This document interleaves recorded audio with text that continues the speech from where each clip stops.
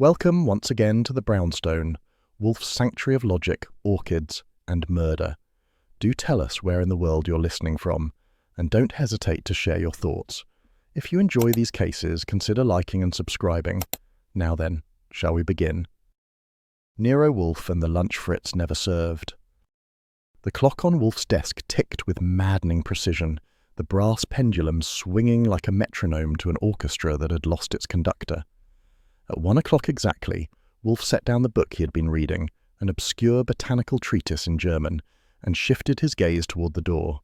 The yellow chair creaked under his weight as he straightened a fraction, the sort of movement from Wolfe that suggested volcanic unrest. Lunch in this household was never late. I watched him from my desk, pretending to check a stack of notes.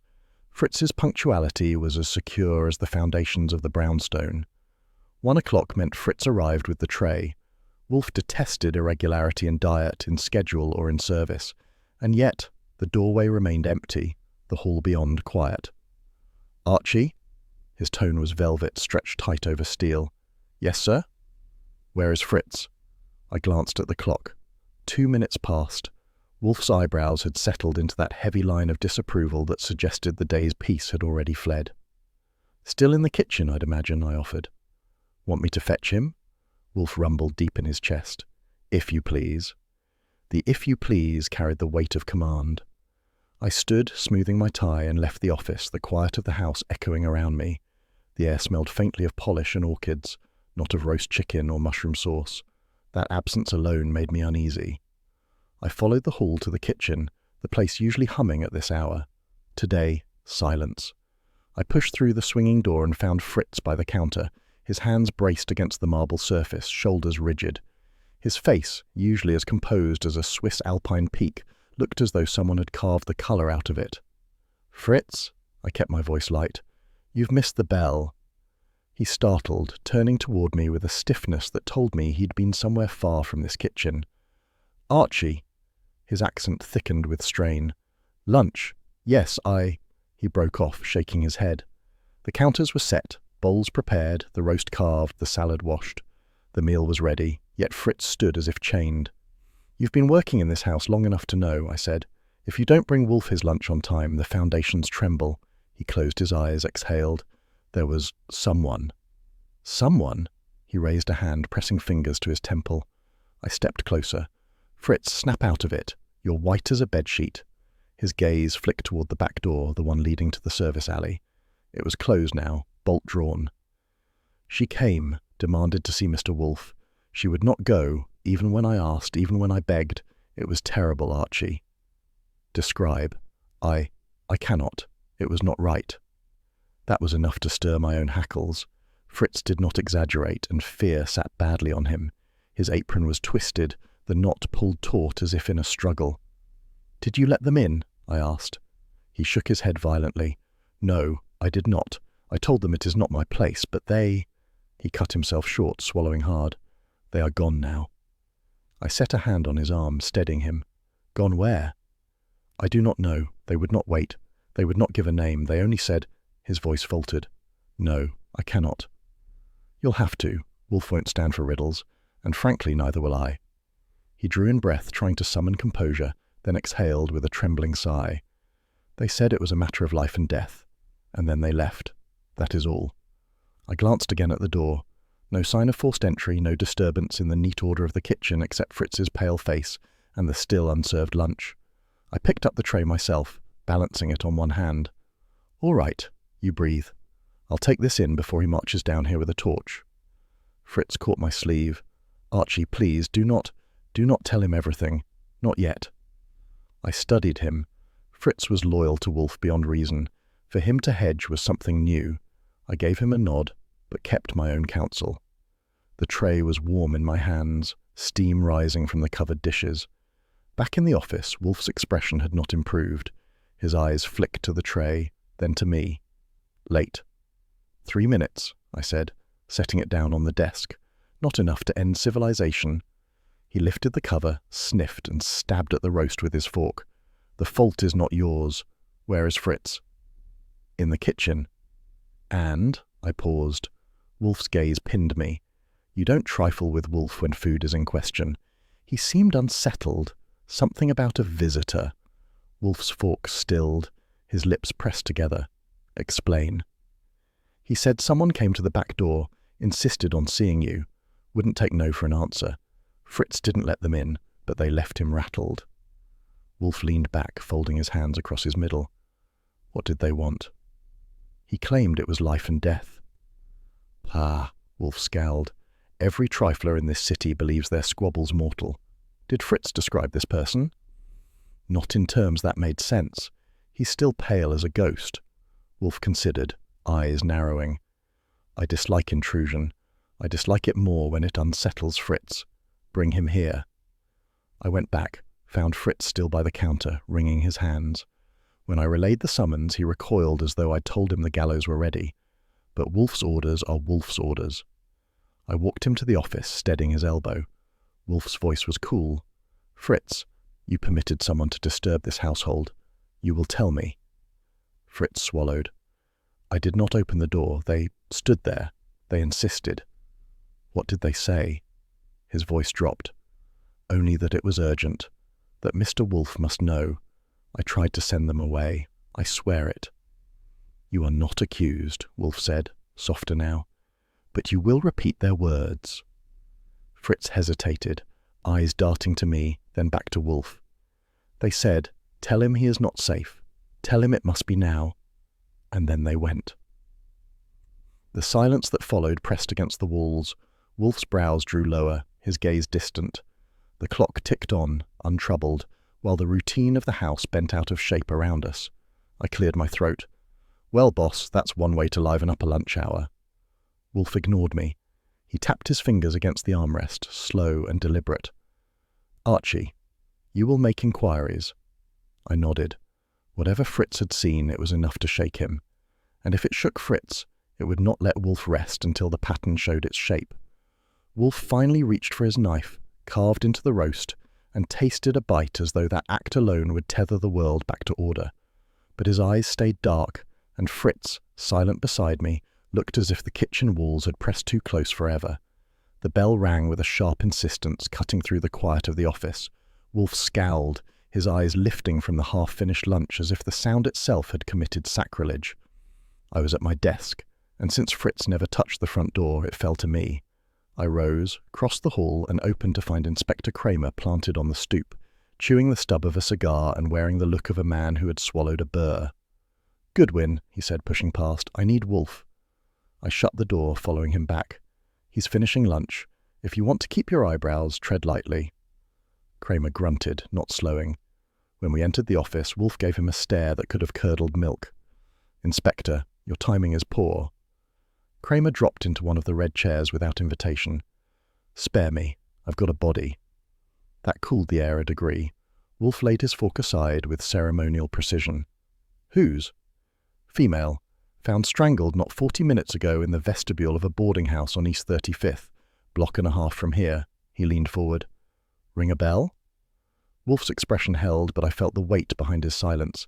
He had suspected this might circle back. Kramer went on. Tall woman, dark hair, expensive coat. Landlady thought she was out of place there. No purse, no papers, nothing to tag her by. I came here first because I figured Wolfe might already know her. I met his eyes. Matches Fritz's kitchen visitor. Wolfe gave me a curt nod. The words hung in the air like smoke. Kramer sat back, eyebrows twitching. So she was here. Damn it, Wolfe, why didn't I get a call? She was not admitted, Wolfe said, voice flat. She accosted my chef and vanished before Mr. Goodwin could reach her. That is the extent. Kramer jammed the cigar between his teeth, biting down. You expect me to swallow that? I expect you, Wolfe said, to conduct your investigation. I'm not in the habit of luring desperate women into my kitchen. I cut in. Fritz was shaken enough to need smelling salts. She told him it was life and death, then slipped out.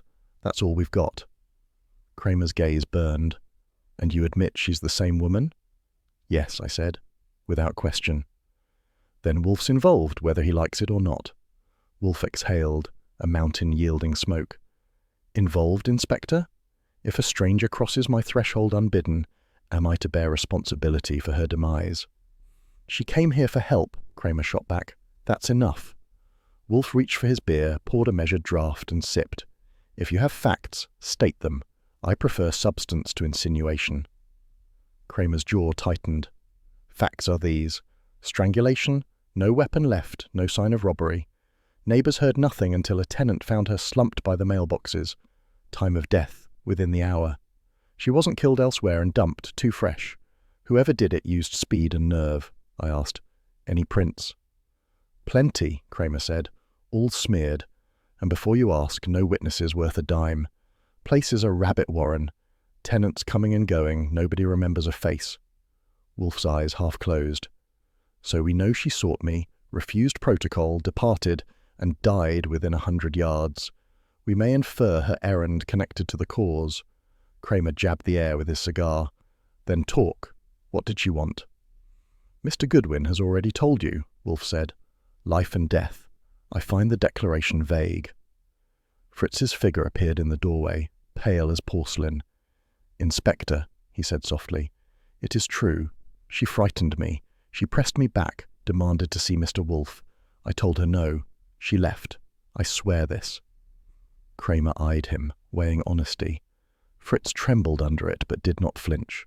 The inspector grunted. All right, I'll buy that much. But she's dead now, and Wolfe's name will be dragged in whether you like it or not. Wolfe's nostrils flared, but his tone remained measured.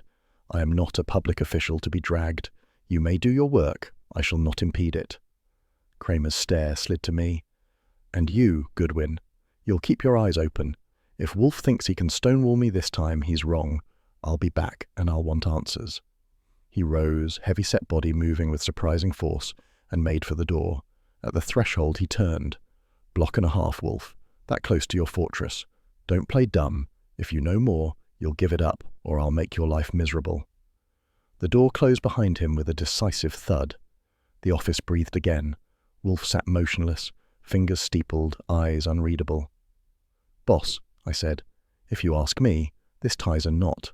Woman storms Fritz, refuses to wait, vanishes, ends up strangled within spitting distance. That's no accident. Phooey, Wolfe muttered. Coincidence is a shabby cloak, but it fits often enough.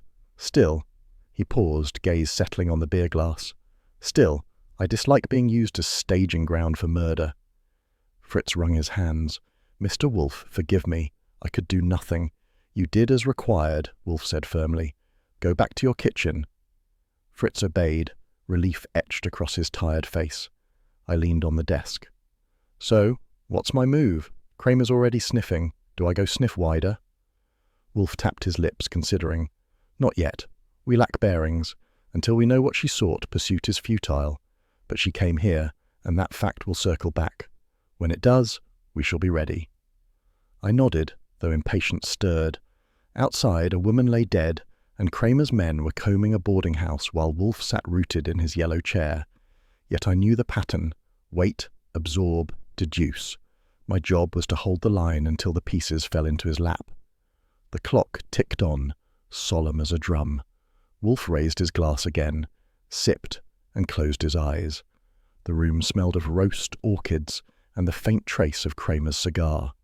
Somewhere down the block, the boarding house vestibule still held the echo of violence.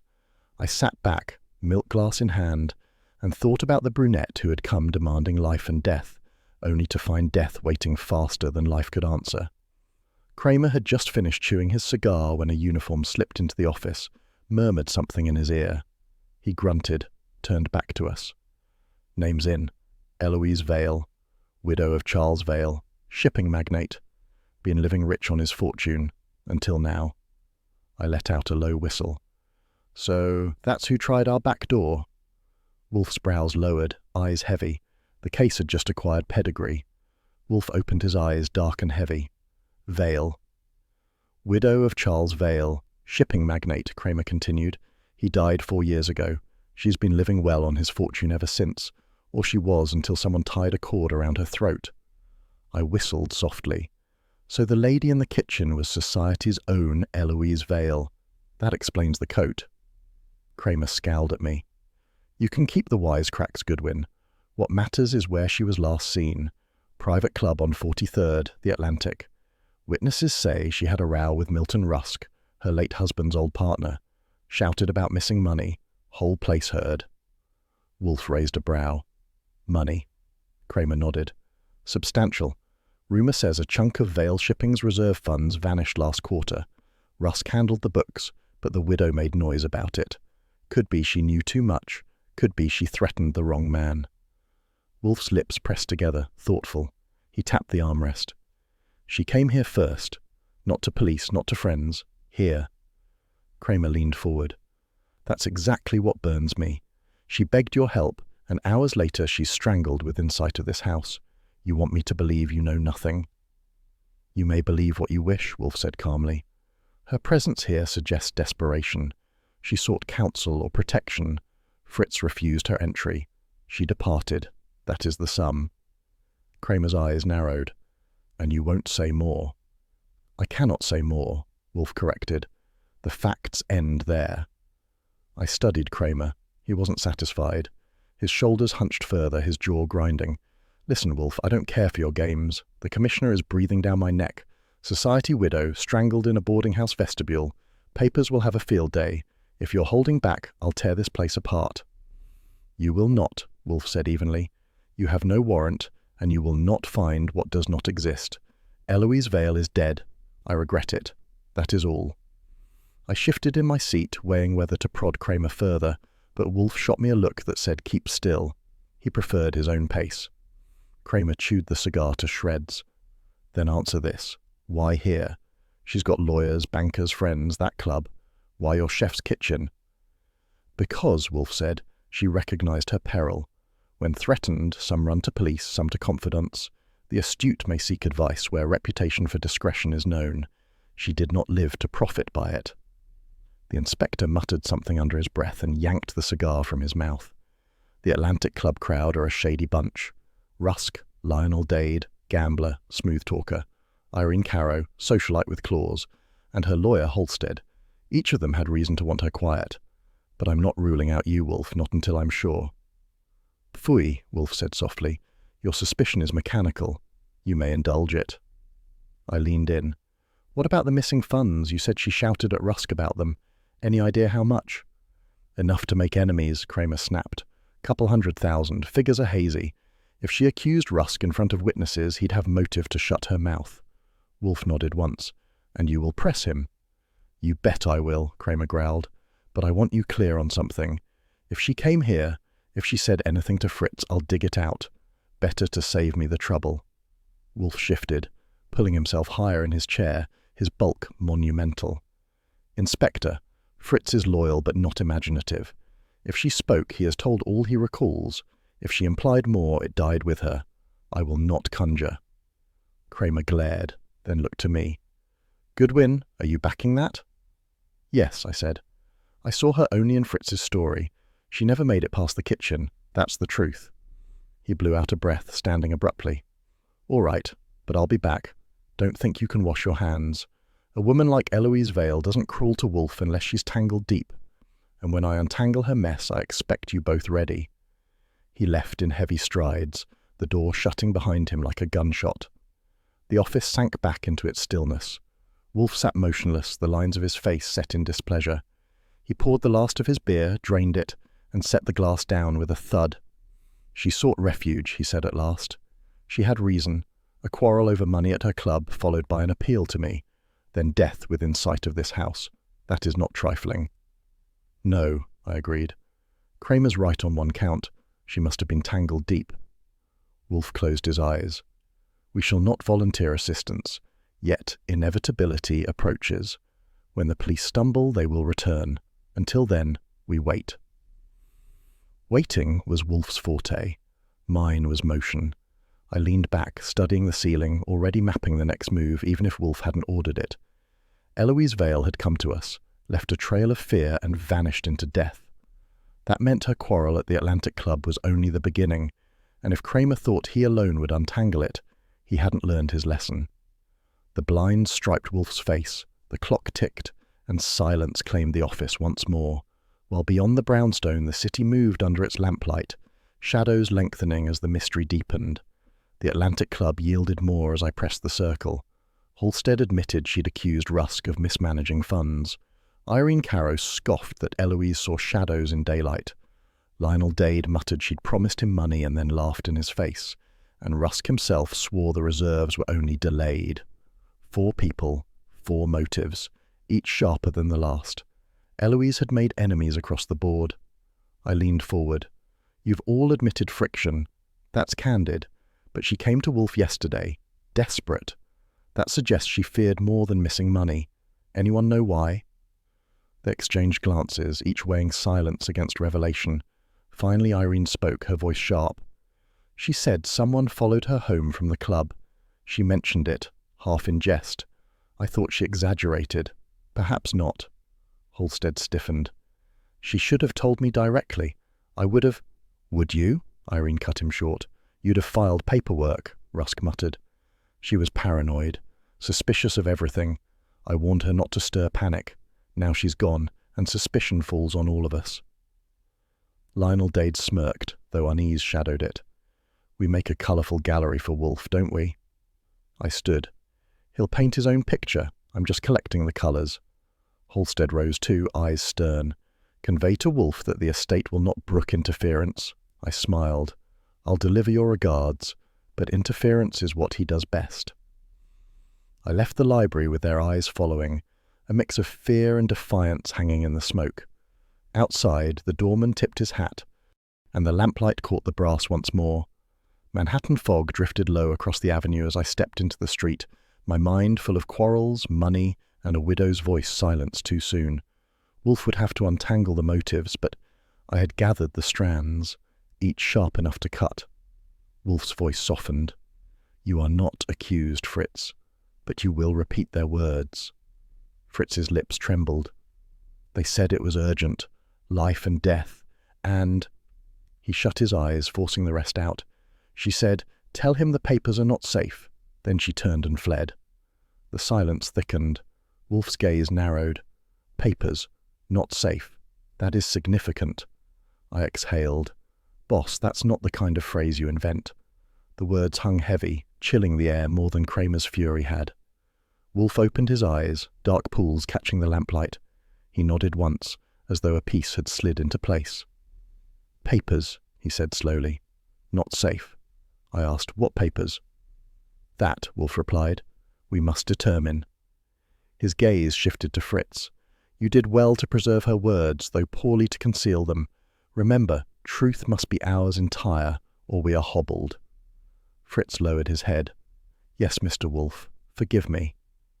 There is nothing to forgive, Wolfe said. Go, compose yourself. Fritz rose, bowed slightly, and departed with quiet steps, relief loosening his shoulders as he disappeared toward the kitchen. I turned back to Wolfe. Papers could mean anything. Legal, financial, personal. She was a shipping widow. Could be company records. Speculation, Wolfe murmured. But the phrase is telling, not safe. She recognized peril, perhaps theft, perhaps betrayal. She intended me to know, though she failed to remain. I rubbed my jaw. And now Kramer's prowling like a bulldog, wanting answers we don't have yet. Pfui, Wolfe said. Kramer hunts with force. We hunt with reason. He reached for his beer glass, poured, and drank with measured calm. Her whisper was deliberate. She sought to entrust knowledge. It is not trifling. We will pursue it. The lamplight cast stripes across the carpet. The clock ticked its steady beat, and Wolfe sat like an idol of patience, though I knew beneath that bulk his mind was sharpening, turning the words over like coins. Tell him the papers are not safe.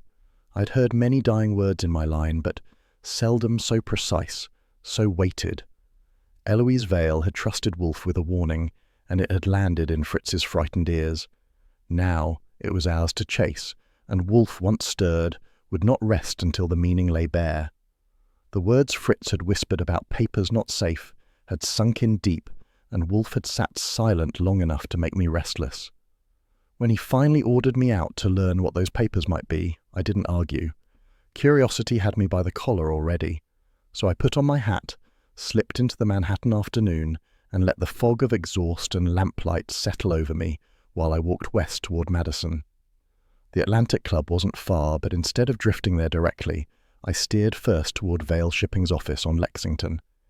Eloise Vale's late husband had left his name carved on the brass plate, and the building smelled of paper, ink, and damp wool coats. The clerk at the front desk, a young fellow with hair parted like a ledger line, gave me a polite nod until I mentioned I was making inquiries for Nero Wolfe. That name struck enough chords to loosen tongues. Mr. Vale kept files, the clerk said softly. Detailed files. Shipping manifests, wartime routing sheets.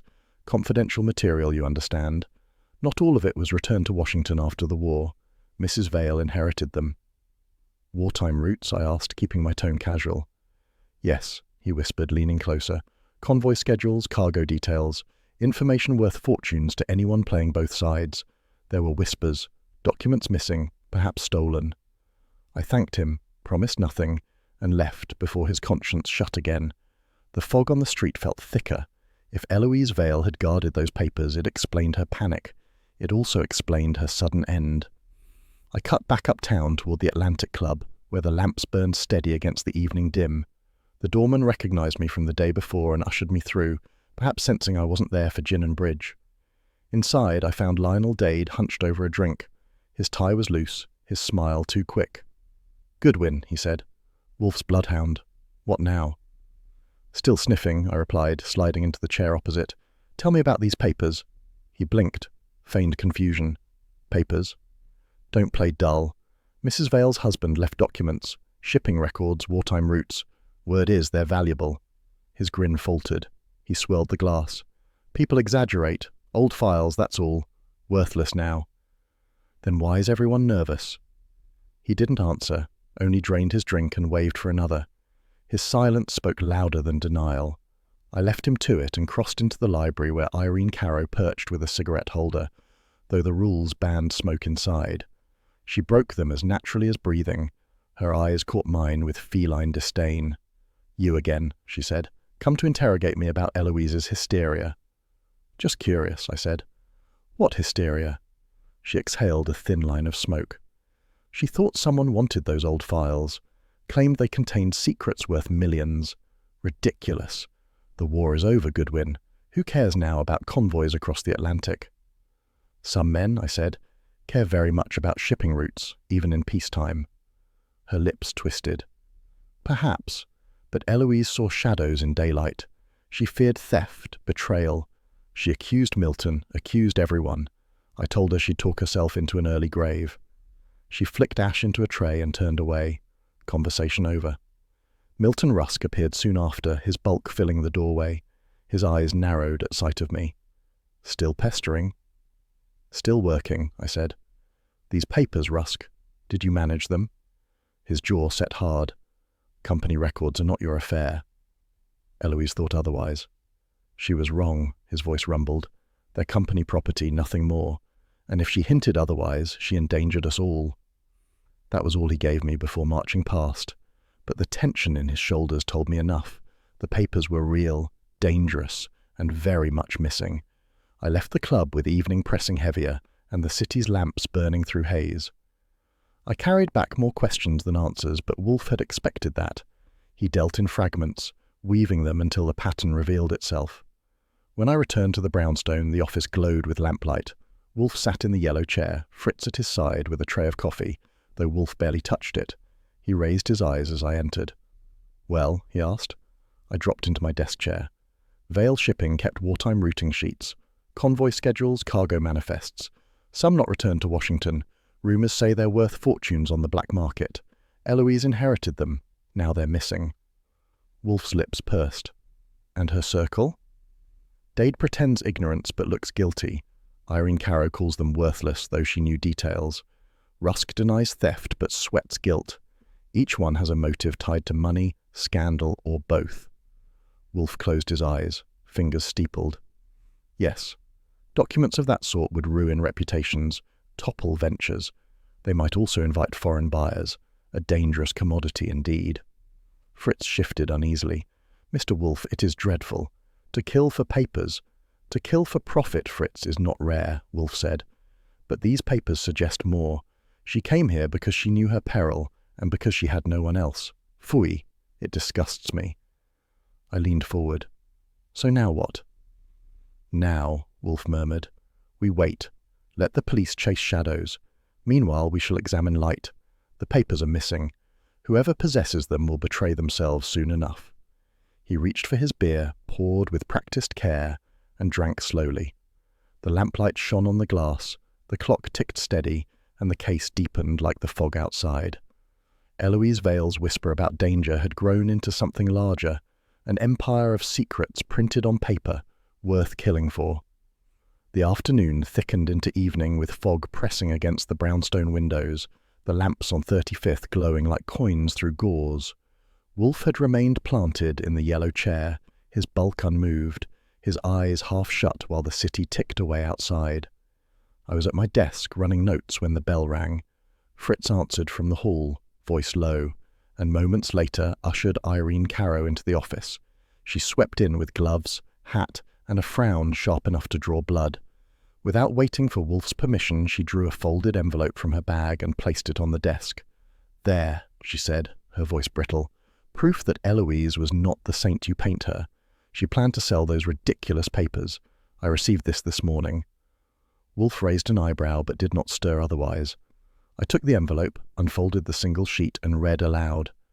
Certain parties will pay handsomely once the documents are delivered. Delay no longer. Our opportunity fades. A friend. No signature. Typed letters cut clean. Wolfe's eyes opened fully, studying the page. Anonymous, he murmured.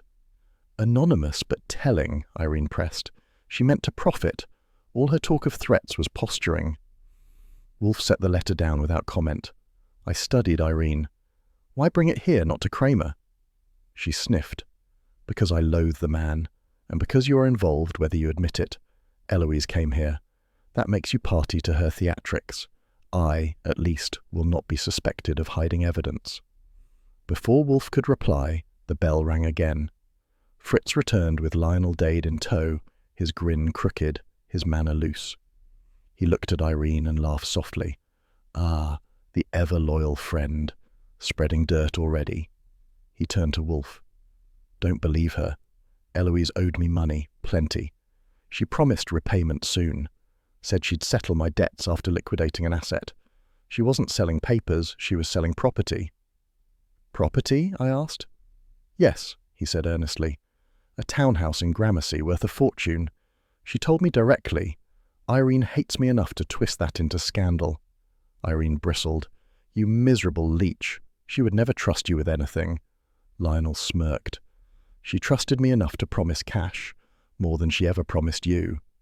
The air thickened with their bickering, so thick that none of us heard Halstead until he cleared his throat at the door.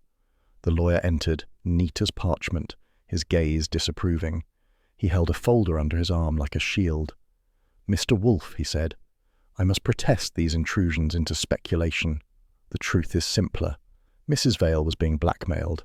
I advised her to remain silent until we could trace the letters. She ignored me, as usual. Letters? Wolfe asked, his voice a velvet growl. Halstead opened the folder, removed 2 sheets and laid them on the desk. Unsigned, demanding payment to prevent scandal. They mentioned her husband's records, crude attempts at extortion, but she was rattled. I scanned the pages.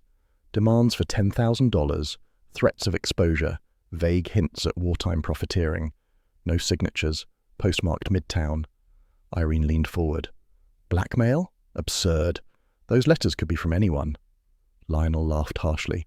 Of course you'd say that. Maybe you wrote them yourself. Her eyes flashed. Better me than you. At least I'm solvent. Silence, Wolfe commanded. The room hushed. He sat with eyes half-lidded, the papers spread before him. Irene's anonymous letter, Lionel's debt claims, Halstead's blackmail notes. Each painted Eloise differently. Schemer, benefactor, victim. I studied Wolfe, waiting for thunder, but he only tapped a finger against the armrest, silent. His gaze moved from one face to the next, weighing inconsistencies like stones on a scale. I broke the quiet. So she planned to sell, to pay, or to hide. 3 versions, none agreeing. Indeed, Wolfe said softly. Irene snapped her bag shut. Believe what you like. I've done my duty. She swept out, perfume trailing. Lionel drained a glass of water Fritz had set near him and rose with a shrug. When you're ready for the truth, call me. I'm tired of being painted the villain. He sauntered after Irene. Halstead adjusted his spectacles. You see my difficulty, Mr. Wolfe.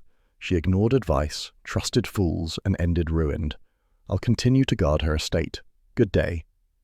He collected his folder and departed with stiff precision.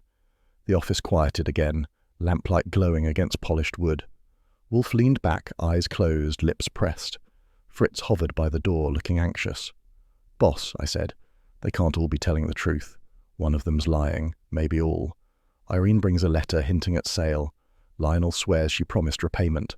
Halstead insists blackmail. They can't all fit. No, Wolfe murmured. They cannot. So which is it? His eyes opened, heavy with thought. I do not yet choose. Contradictions may conceal more than they reveal. Let them speak, let them quarrel. In time, the pattern will surface. I leaned back, milk glass in hand, watching him. He looked immovable, but I could see calculation behind the calm.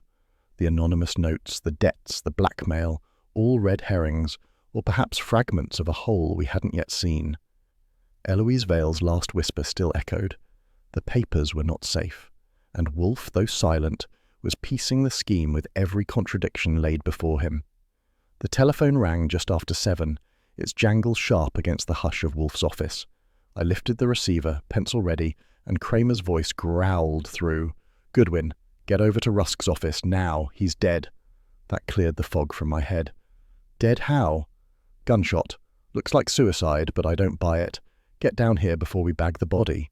I replaced the receiver, turned. Wolfe was still in his chair, dinner hours away, his gaze dark beneath heavy lids. Rusk, I said. Dead in his office. Kramer says suicide. Wolfe's fingers steepled. Phooey. Go. Observe carefully. Report in detail. So I went, hat on, coat buttoned, and cabbed downtown where lamplight fogged the avenues. Rusk's office was on the 10th floor of a solid granite block, the kind built before taste surrendered to glass. Uniformed men swarmed the corridor, and Kramer waited at the door, cigar chewed flat. He jerked a thumb inside. You see, Goodwin? Convenient as hell. Widow screams theft, widow ends strangled. Partner accused, partner puts a bullet in his brain. Too neat. I followed him in. The office smelled of cordite and paper. Milton Rusk sprawled behind his desk, head slumped sideways, revolver on the blotter near his hand. The wound had bled little, a neat hole, but his face was slack, eyes glassed. I looked around. Drawers stood half open, papers strewn across the surface. A wastebasket overflowed with torn sheets. Somebody's been rifling, I said. Kramer grunted. Maybe him, maybe not. Either way, no sign of those papers everyone whispers about. I bent, scanning the desk. The safe in the corner stood open, its belly empty but for envelopes. Dust lined the shelves where something bulkier had rested. He kept them here, I said. They're gone now. Exactly, Kramer muttered. Too damn pat. He shoots himself, leaves the desk in shambles, papers vanish. No witness, no note. Suicide, my foot. I studied Rusk's hand. The revolver lay close, but his fingers slack, not curled. You think he staged it? I think someone staged it for him, Kramer said flatly. But proving it is another matter. My men will sweep, but the press will scream suicide by morning. I stepped to the window. Fog pressed against the glass, the city glowing faint beneath. 2 deaths tied to the same papers. That makes the papers the prize. Kramer jabbed his cigar. You tell Wolfe this isn't coincidence. He can sit fat in his chair, but I need results. And fast. I promised nothing. By 9 I was back at the brownstone, the memory of Rusk's glassy eyes still vivid. Wolfe waited, beer poured, Fritz hovering in the doorway with tension he tried to mask. I gave my report in sequence. The revolver, the desk rifled, the safe empty. Wolfe listened, eyes shut, nodding only once. So, he said finally, the papers have passed hands again. Rusk is silenced conveniently. Eloise silenced before him. The others remain. Dade, Caro, Halstead, I said. Each had a story, none matching. Now Rusk's gone, his version buried with him. Not buried, Wolfe corrected. Erased. The pattern is deliberate. They kill to protect possession or to prevent disclosure. Fritz stepped forward, voice tight. Mr. Wolfe, it is dreadful. 2 lives lost already.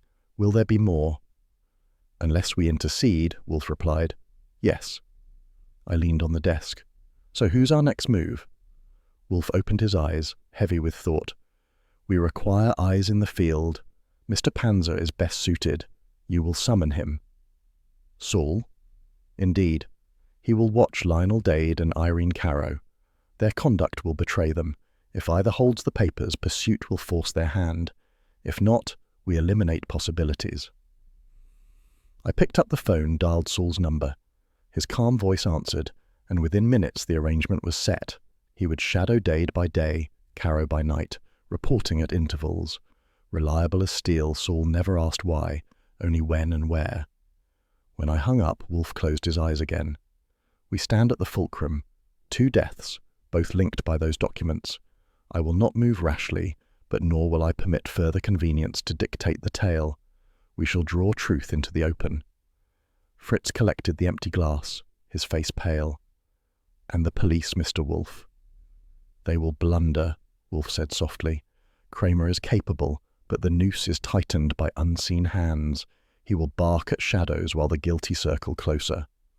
I sat back, milk glass in hand. Rusk dead, Eloise gone, and the missing papers drifting like ghosts through Manhattan. The game had sharpened, and Wolfe's command had been clear.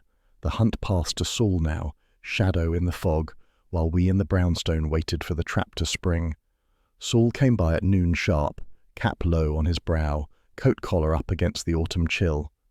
Fritz ushered him to the office, where Wolfe sat in his yellow chair with a book open but unread. I closed my notebook and leaned back, ready for the report. Saul never wasted words. Dade's in deep, he said. I tailed him 3 nights running. He met 2 financiers, both crooked. Names don't matter yet. He begged credit, promised collateral. They laughed. He drinks late, plays cards, keeps looking over his shoulder. Desperate man. Wolfe grunted softly. And Miss Carrow? She spends, Saul said. Jewels, gowns, parties. No money to back it. I watched her drop 500 at a jeweler yesterday. Cash. No bank drafts. She didn't haggle. She walked out with pearls, grinning. That kind of spending means something's burning behind her. I asked, she sell property? No sign. She visits shops, salons, not offices. But someone's feeding her pocket. Saul pulled off his cap. That's the lot. Wolfe closed the book, finally acknowledging the world. Useful, thank you. Saul tipped his head, rose without ceremony, and left the way he came. Fritz followed with his usual tray, setting beer for Wolfe, milk for me. Wolfe lifted his glass, eyes thoughtful. 2 suspects, he said, both exhibiting urgency, one frantic for money, the other reckless with it. Circumstances suggest possession of the papers by one, but not both. We must discern which. I sipped milk, watching him. And how do we do that? Break into Carrow's boudoir, rifle Dade's pockets?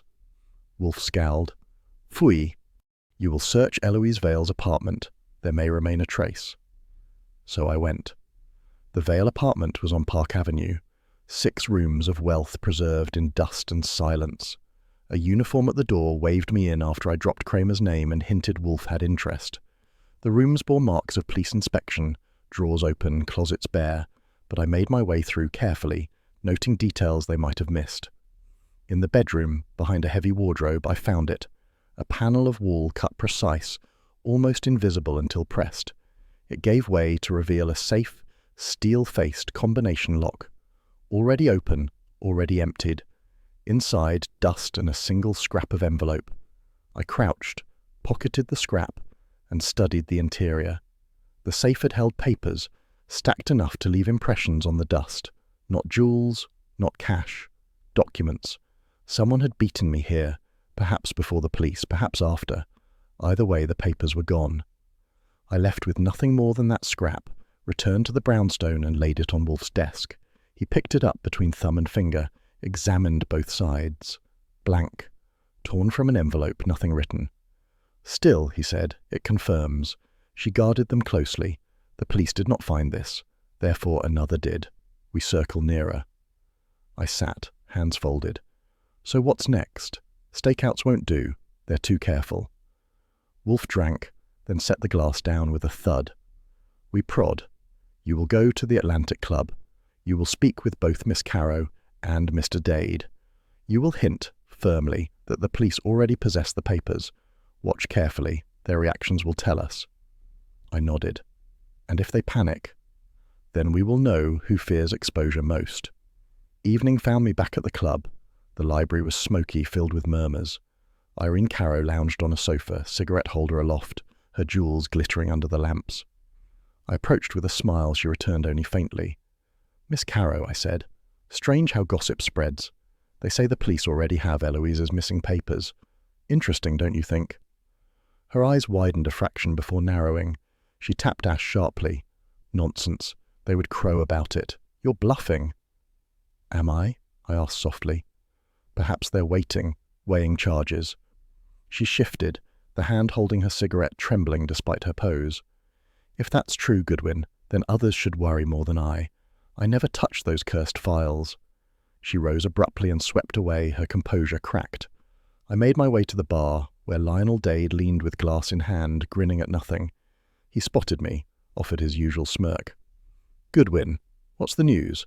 Wolfe sending you fishing again?" "Not fishing," I said, ordering milk to raise eyebrows. "Just wondering what you'll do now the police have Eloise's papers." The grin died. He set the glass down hard. "They what?"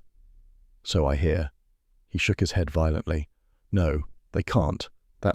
No, you're lying." "Why panic, Lionel, unless the papers were yours to lose?" He leaned close, breath hot with whiskey. "If they had them, I'd be ruined. Don't toy with me, Goodwin. I've enough trouble." "Then settle your debts while you can," I said, standing. His face had drained, eyes darting. He muttered curses as I left him there, rattled. Back at the brownstone, Wolfe listened without comment while I recounted both encounters. His lids drooped, fingers steepled, silence stretching until the clock ticked a dozen times. Finally he said, "Good. Both betrayed themselves. Miss Carrow sought to deflect suspicion. Dade collapsed at once. That tells us more than surveillance alone." I asked, "Which one has the papers?" "Not yet concluded," Wolfe murmured, "but closer. Much closer. The pressure will mount, and soon the guilty will stumble. Our task is to stand ready." He reached for his beer, Fritz hovering to replace the glass, and the office settled back into lamplight calm. Outside, Manhattan hummed under fog, but inside Wolfe's domain the trap tightened inch by inch, with silence as sharp as steel. The telephone call came just after breakfast, while Wolfe was still upstairs with his orchids, and Fritz was collecting the tray from Wolfe's room. I was at my desk, turning through notes when the bell rang. I picked up, and a nervous voice came down the wire. It belonged to one of the desk clerks at the Grand Metropolitan, who had been instructed, by means of a folded bill, to call me if Lionel Dade so much as twitched. "He's here now," the clerk whispered. "Packing. Settled his bill in cash. Says he wants a cab to Penn Station. Bags are heavy." That was all I needed. I hung up, slipped on my coat, and was in a cab within 5 minutes. The fog on the avenue sat thick as cotton, the lamps glowing through it like coins at the bottom of a pool. At the Grand Metropolitan, I cut across the lobby, ignoring the frown of the manager, and found Dade at the desk, flanked by 2 suitcases and a look that belonged on a man about to bolt. "Going somewhere?" I asked. He spun, face pale, hand clenching his ticket. "Goodwin, get lost." "Hardly," I said. "Wolfe would be offended. You vanish now, it looks worse." He tried to push past me. I stepped into his path, steady but calm. "Penn Station means trains, Lionel. Trains mean distance. Running when bodies drop isn't wise." His eyes darted. "I'm not running. I'm taking a trip." "Of course," I said. "To anywhere without extradition, no doubt. Trouble is, Kramer's men are watching. You'll never reach the platform." The clerk behind the desk shuffled nervously.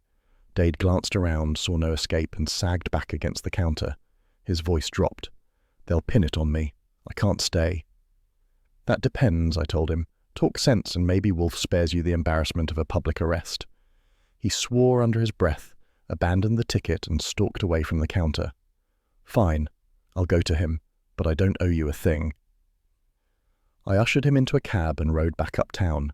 When we stepped into the brownstone, Fritz met us in the hall, startled by Dade's rumpled appearance. Wolfe was already in his office, seated with the calm of a man who had never left it. Dade burst in first. "I'm finished, Wolfe. They're hunting me." Wolfe opened his eyes, unhurried. Sit. Dade dropped into a red chair, breath quick. Wolfe studied him without blinking. Mr. Goodwin informs me you intended departure. Unwise.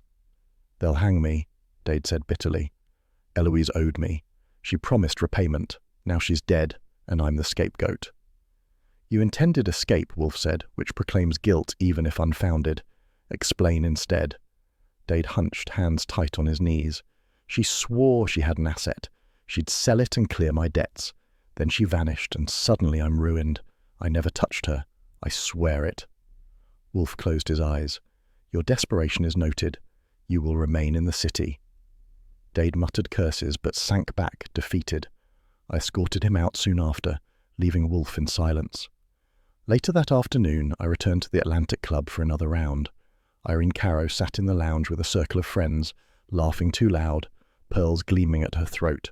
She spotted me and waved off the others. Back again, Mr. Goodwin? Still sniffing? Only curious, I said, sliding into a chair. You seem untroubled for a woman under suspicion. Her smile tightened. Because suspicion is silly. Eloise loved melodrama. I keep my composure because I know innocence.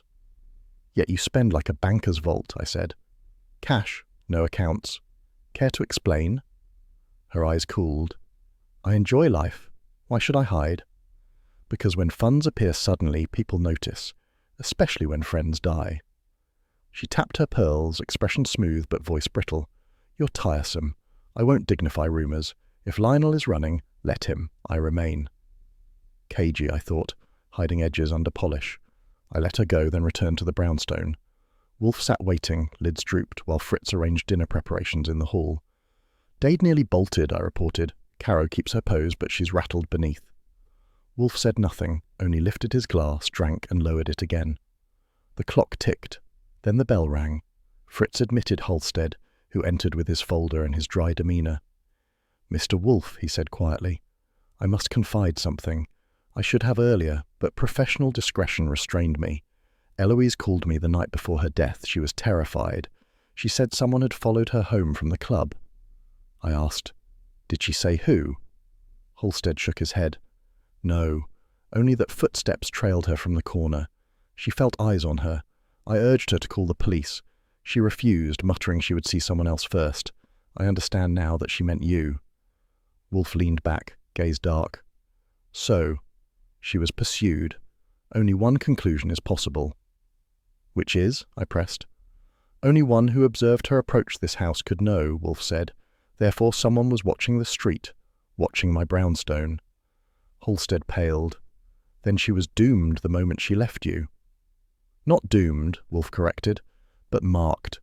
Whoever shadowed her feared what she might entrust to me. Therefore they struck before she could repeat it.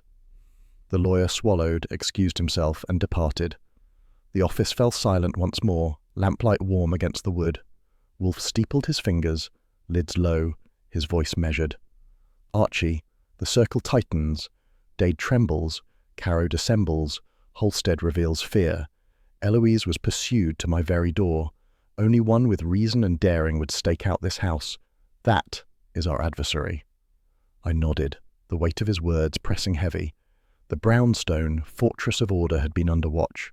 Eloise Vale had whispered warning, and someone had listened outside, waiting for her to leave. The trap was closing, and Wolfe had begun to see its shape. The evening had settled into its steady rhythm. Wolfe in the yellow chair, lids half closed, fingers resting on his middle, and Fritz padding quietly through the hall with the sounds of dinner preparations rising faint from below. I had just returned from checking on Saul's latest message, scribbled neatly on a slip of paper. Dade restless, Caro reckless, neither calm, and I was preparing to file it when the doorbell rang like a hammer. Fritz, faithful to his limits, did not budge from the kitchen. I went myself, and when I opened the door, there was Kramer, jaw clenched, hat low, coat collar up against the fog. He shoved past before I could invite him, smelling of cigars and damp wool, his temper trailing like smoke. "Wolfe," he barked as he stomped into the office.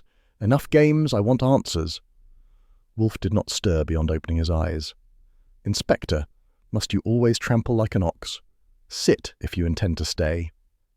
Kramer dropped heavily into a red chair, pulling the chewed cigar from his teeth only to jab it in Wolfe's direction. "Two dead, A fortune's worth of papers missing, and your name tangled in the middle. First, Eloise Vale turns up strangled within spitting distance of this place.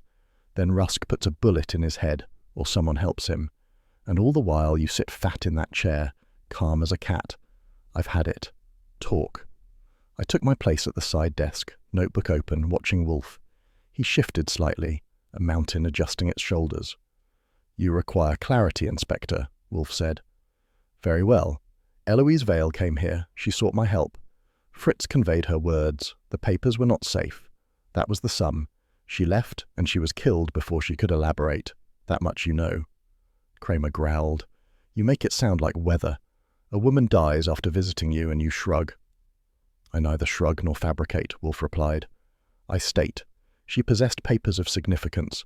Her husband's shipping records, wartime routes still potent. Others desired them. She knew this, feared theft, and approached me. She did not remain long enough for counsel. Kramer slapped the arm of his chair. And Rusk? He's dead too. Suicide, they're calling it, but I don't buy it. What's your explanation? Suicide is possible, Wolfe said evenly, but it is too convenient. Eloise accused Rusk publicly. Shortly after, she is silenced. Then Rusk himself dies, his safe rifled, the papers gone. If he killed himself, it was despair. If not, it was removal. Either way, the chain is clear. The documents are the fulcrum, and their absence explains both corpses. The inspector leaned forward, cigar stabbing the air. You sound certain, but you've no proof, only talk. And the press is circling like vultures. They want a villain. I need something solid. Wolfe shut his eyes, fingers steepled. You have more than you admit. Witnesses confirm Eloise quarrelled with Rusk at the club. Others confirm her suspicions of blackmail. You found her strangled, Rusk shot. His papers vanished. Coincidence is a shabby garment, Inspector. Do not dress your case in it. Kramer bristled. You think you're clever, piling words until they sound like fact, but juries want evidence, not fat lectures. Evidence will come, Wolfe said. The guilty cannot conceal forever. Their needs betray them. Money spent recklessly, debts paid suddenly, attempts to flee. Already they unravel. I added, He's right, Kramer. Dade nearly bolted for the station this morning. Caro spends like there's no tomorrow, and Halstead admitted Eloise called him the night she died, terrified someone had tailed her. That's more than coincidence. Kramer shot me a glare. Goodwin, I'll get your testimony soon enough. For now, Wolfe owes me more. I owe you nothing, Wolfe said, his voice a velvet hammer. But I offer reasoning. Eloise came with danger at her heels. She died before she could place her trust. Rusk, accused, followed her to the grave, leaving a void where the papers once lay. These are not accidents. They are orchestration.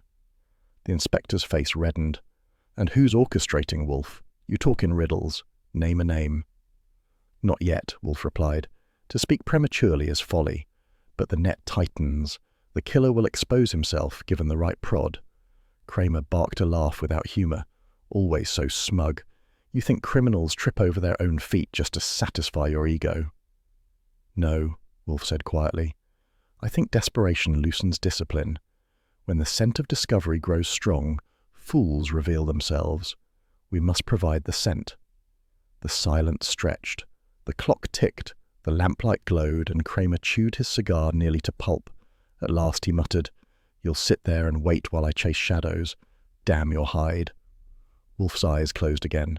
Chase, if you must. But you will return. You always do. Kramer rose abruptly, chair scraping. He jabbed the soggy cigar at me. If you learn more, Goodwin, you'd better cough it up fast. And Wolfe, your arrogance will trip you one day. He stormed out, door slamming hard enough to rattle the shelves. The house settled again into quiet. Wolfe exhaled through his nose, not unlike a bull in repose. Archie, he said, prepare for the prod. The inspector is correct to demand a villain. We shall provide one, truthfully, when the time comes. I shut my notebook. Until then? Until then, patience, Wolfe said, reaching for his beer. Patience and vigilance. Our adversary grows nervous. Soon nervousness will yield error, and error inescapably will yield us truth. I leaned back, milk glass in hand, and let the quiet resume. The evening outside was fog and lamplight, but inside the brownstone the storm had already passed. Wolfe sat heavy, immovable, yet behind the calm I knew the gears turned fast, sharper than Kramer would ever admit. The office filled with the usual suspects, Caro, Halstead, Dade, and Kramer chewing his cigar like judgment. Wolfe steepled his fingers. "You are here," he said, "because Mrs. Vale is dead, and Mr. Rusk soon after. Both deaths turn on the same point, the missing papers." He laid out the logic piece by piece until Saul Panzer stepped forward with a slip. "I saw Dade offer wartime maps to a pawnbroker," Saul said evenly. "He tried to sell them." Dade's face cracked. He lurched to his feet, shouting denial, then confession spilled raw and jagged. "Yes, she mocked me, called me a parasite. I snapped. She was nothing in my hands. Rusk too. He threatened me, so I silenced him." Kramer surged up, signaling his men. Dade collapsed back, spent, hands shaking. Wolfe's voice cut through like stone. "You wanted fortune without labour. You earned ruin." Its master unmoved, yet victorious. The office exhaled its tension the moment the door shut behind Kramer and his men. The sound of boots on the steps, Dade's stumbling protest fading into the street, then silence. Manhattan's fog pressed against the windows, muffling the city's pulse until the brownstone seemed to float in stillness. Wolfe sat back, lids lowering, the yellow chair once again his throne rather than his tribunal. I leaned against my desk, milk glass half drained, watching him.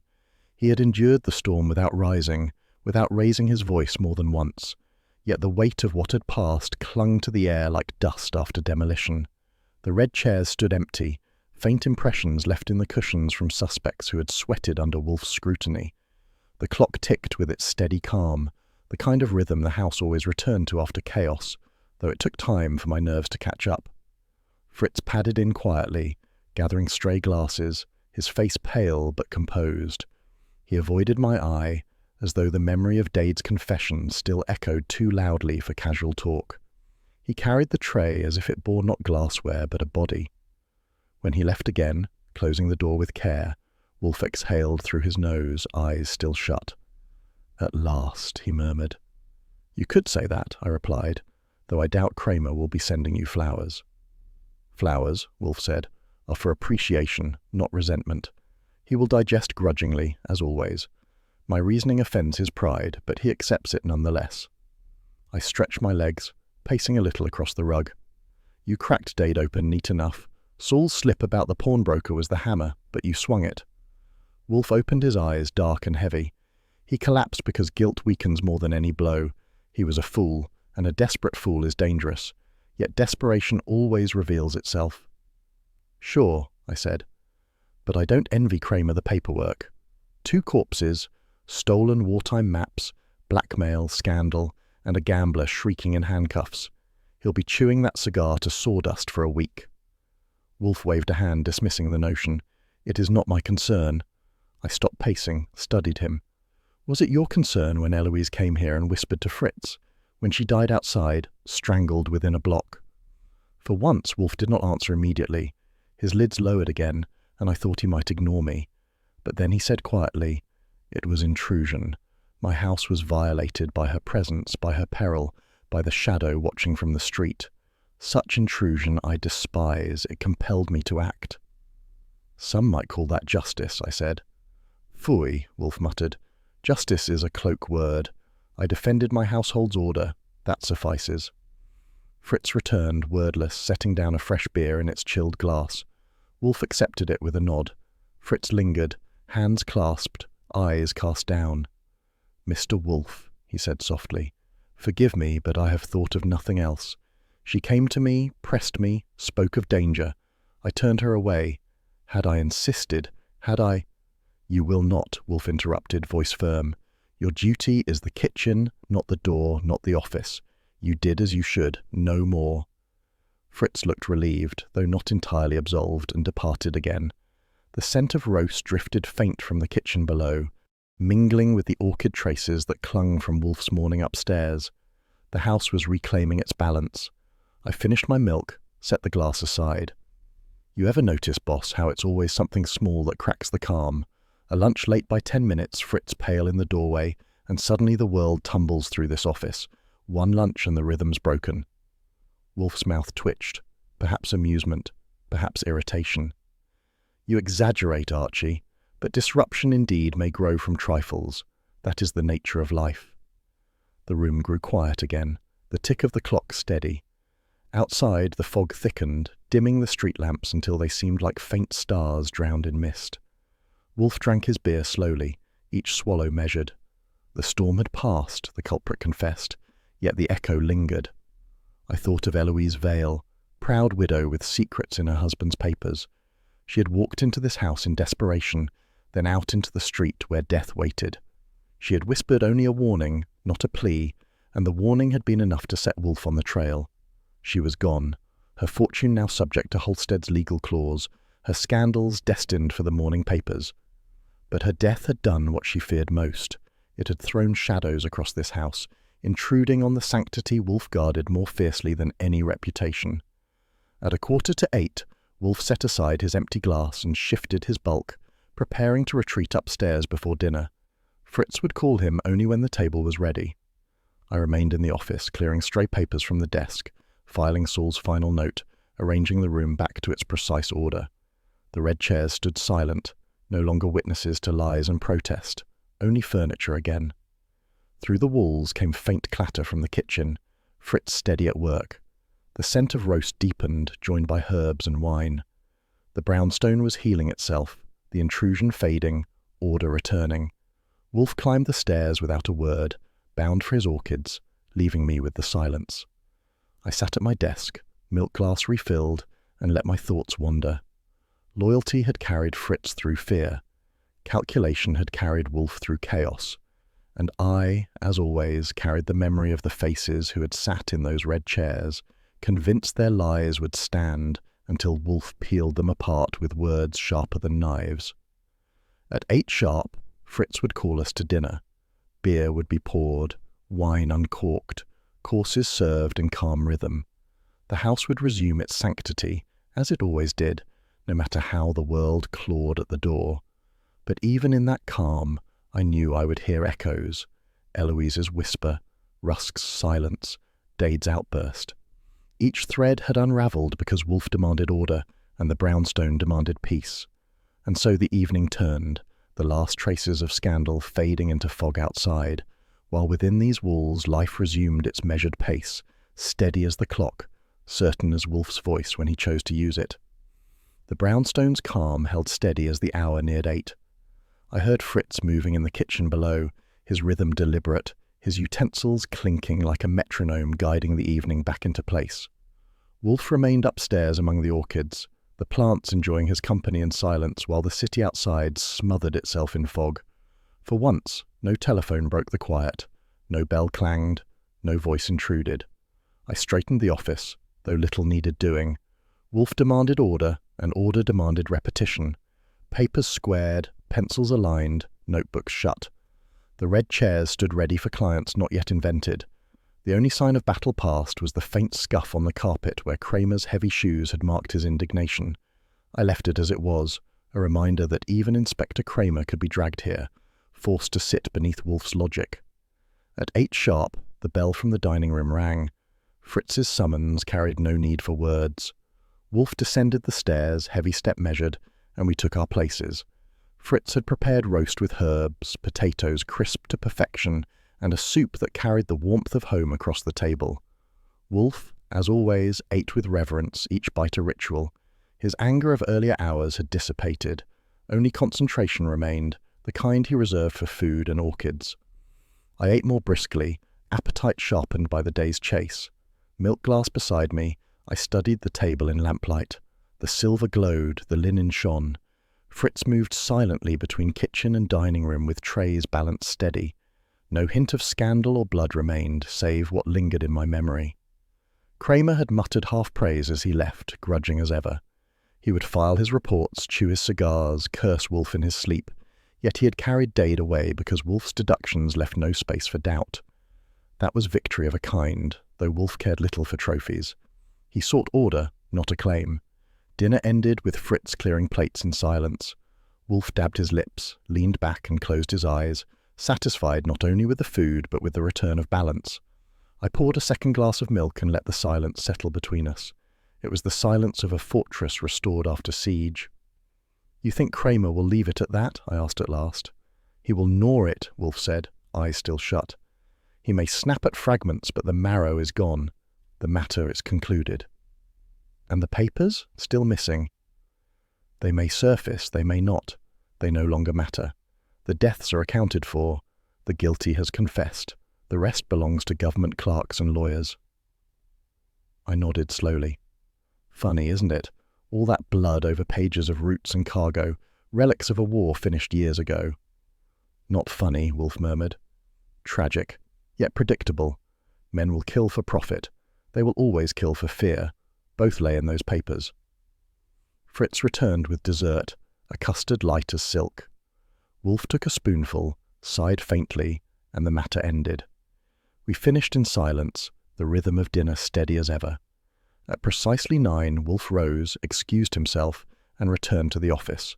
I followed, milk refreshed, notebook ready, though there was nothing left to note. The office felt itself again. The lamps glowed, the shelves stood ordered, the yellow chair claimed by Wolfe. He leaned back, hands folded, lids drooping. I settled at my desk, flipping idly through blank pages, content to let the quiet work on me.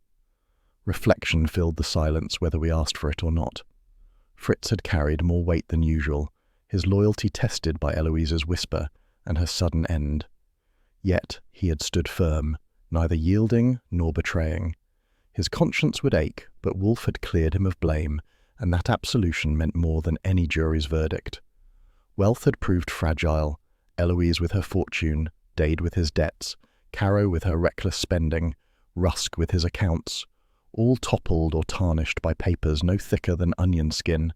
Titles, estates, scandals, none mattered once Wolfe stripped the lies away. What endured was rhythm, orchids at 11, lunch at 1, dinner at 8. Beer chilled, milk poured, Fritz's steps below, Kramer's grumble at the door. The clock chimed softly. Wolfe stirred only enough to pour another beer, raising the glass with the solemnity of a judge sealing a verdict. I lifted my milk in reply, less solemn, more weary, but with equal certainty that the house had weathered the storm. Outside, the city roared in muffled tones, fog wrapping the lamps and engines. Inside, the brownstone resumed its steady beat, undisturbed by fortune or death. Wolfe leaned back, eyes closed, lips barely moving, as if repeating to himself the silent creed that guided him: order above chaos, reason above folly. I watched him a moment, then leaned back myself, content to let the evening fade. The sanctity of the brownstone had survived once more, and I knew that when morning came, Fritz would carry breakfast upstairs on a tray, Wolfe would tend the orchids from 9 to 11, and the world outside would again batter itself to pieces without shaking this house, all from a single lunch that Fritz had failed to bring on time. That small disruption had cracked the calm, and through the crack poured desperation, greed, and murder. But the crack had sealed again, and the rhythm endured. Beer, dinner, and reflection, the pillars of Wolfe's fortress restored once more against the chaos of Manhattan nights.